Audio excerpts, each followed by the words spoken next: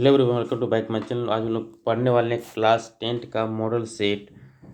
ठीक है, model set 2 सामाजिक विज्ञान क्लास 10 ये निकला है आपका न्यू मॉडल सेट, अर्थात जो कि कोडरमा डिस्ट्रिक्ट के द्वारा जारी किया गया। ये कुल मिलाकर के जो प्रैक्टिस करने के लिए बहुत अच्छा है, तो इसे एक बार हमें मॉडल सेट को कंप्लीट करना बहुत ज़रूरी है। तो चलिए सेट 2 को कंप्लीट करते हैं। सेट 2 का नंबर 1 क्वेश्चन कहता है कि जर्मनी की कर्म कब पूरा हुआ था। तो जर्मनी कर्म पूरा हुआ था 1871 में। नेक्स्ट क्वेश्चन कहता है कि प्रसिद्ध पुस्तक हिंद स्वराज की रचना किसने की थी। हिंद स्वराज की रचना महात्मा गांधी जी ने की थी। नेक्स्ट क्वेश्चन की पूना पैक्ट कब पारित हुआ था। तो ये सितंबर 1932 को हुआ था, गांधी जी और अम्बेडकर जी के बीच में। क्वेश्चन नंबर 4 कहता है शासनों के अंतर्राष्ट्रीय आर्थिक विनिमय की किन गतियों और प्रभावों का उल्लेख किया गया। तो सभी होगा। जॉबर कौन थे। तो पुराना और विश्वासी कर्मचारी थे। ठीक है। क्वेश्चन नंबर 6 की बात करें तो भारत में पहला कपड़ा मिल कब और कहाँ लगी थी। तो मुंबई 1854 में। क्वेश्चन नंबर 7 की अगर बात करें दोस्तों, तो 7 कहता है कि वुड ब्लॉक छपाई की तकनीक सबसे पहले कहाँ विकसित की गई थी। चीन में। कहता है कॉर्न लॉ किस देश में पारित हुआ था। तो दोस्तों तो कॉर्न लॉ की बात करते हैं ब्रिटेन में पारित हुआ था। लॉ एवं रक्त नीति के प्रतिपादन किसने किया। तो बिस्मार्क ने किया था। क्वेश्चन नंबर हम 10 की दोस्तों बात करें तो 10 में क्या कहता है। 10 में कहता है कि भारत में आर्थिक महामारी के सबसे बुरा प्रभाव किस क्षेत्र में पड़ा। तो सबसे बुरा प्रभाव आपका कृषि क्षेत्र में पड़ा था। नेक्स्ट क्वेश्चन 11 की बात करें दोस्तों, 11 श्रीलंका में किस समुदाय ने प्रमुख बनाए रखने के लिए प्रयास किया था। तो सिंहली ने। 12 किसी शासन व्यवस्था में सत्ता का केंद्र और राज्यों के बीच विभाजन को क्या कहते हैं। तो संघीय शासन कहते हैं। 13 कहता है संविधान के किस अनुच्छेद के अंतर्गत छुआछूत निषेध किया गया है। तो 17 के अंतर्गत।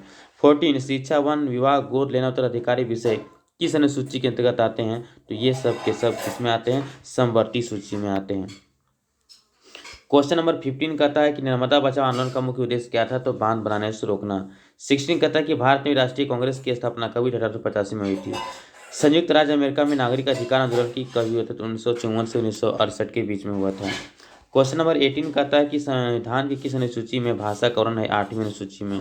क्वेश्चन नंबर 19 कहता है पंचायतों में महिलाओं के कितने परसेंट आरक्षण का प्रावधान किया गया। तो 33%। कहता है विश्व में सबसे अच्छी शासन व्यवस्था क्या मानी जाती है। लोकतंत्र सभी को पता है। क्वेश्चन नंबर 21 की बात करें 21 इनमें से किन राज्य में काली मृदा पाई जाती है। तो काली मृदा पाई जाती है दोस्तों आपका गुजरात में, राजस्थान में नहीं पाया जाता है, पंजाब में नहीं, हरियाणा में नहीं पाया जाता है। क्वेश्चन नंबर 22 कहता है कार्बेट राष्ट्रीय उद्यान किस राज्य में दोस्तों। तो ये है उत्तराखंड में। 23 सरदार सरोवर बांध गुजरात की किस नदी पर बनाया गया है। नर्मदा नदी पर। कहता है 24 इनमें से किसे सुनहरा रेशा कहते हैं। तो जूट को कहते हैं। और जूट का उत्पादक क्षेत्र कौन है। तो पश्चिम बंगाल। 25 झारखंड के कोडरमा किस खनिज के लिए प्रसिद्ध है दोस्तों। अभ्रक के लिए प्रसिद्ध है। 26 में से कौन सी एजेंसी सार्वजनिक क्षेत्र के स्टील का उत्पादन उपलब्ध कराती है। तो चलिए तो टिस्को है।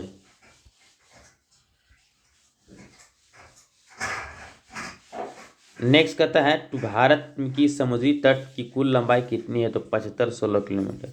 भारत की पहली रेलगाड़ी कब चली। 1853 होगा, यहाँ 1953 गलत लिखा गया। निम्न में से कौन परंपरागत ऊर्जा स्रोत का उदाहरण है। परंपरागत बोला है तो इसका राइट आंसर कोयला हो जाएगा। 30 कहता है 1992 में पृथ्वी सम्मेलन किस देश में आयोजित किया गया था। तो ये ब्राजील में आयोजित किया गया था।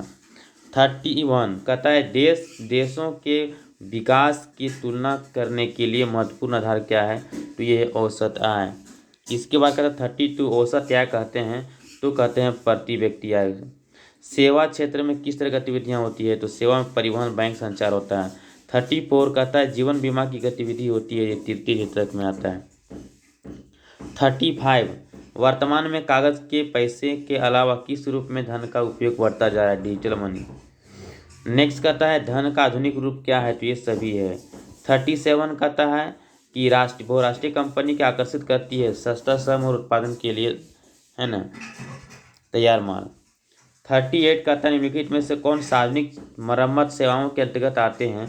तो आपका राइट आंसर हो जाएगा डाक सेवाएं। सूचना का अधिकार अधिनियम कब पारित हुआ था। 2005 में। आरबीआई के अनुसार अपने पास कुल जमा राशि कितना परसेंट रखना पड़ता है। तो 15%। राइट आंसर अर्थात ऑप्शन नंबर बी। ठीक है, तो हम लोग देखते हैं इसके बाद हम लोग ये सेट 3 देखते हैं, उसके बाद सेट 4 और सेट 5 और देन उसके बाद नहीं सेट 4 तक ही निकाला है। सेट 4 तक कंप्लीट करने के बाद इसका सेट 4 का फिर आपका सब्जेक्टिव लेकर के आएंगे दोस्तों। चलिए मिलते हैं नेक्स्ट में, तब तक के लिए धन्यवाद।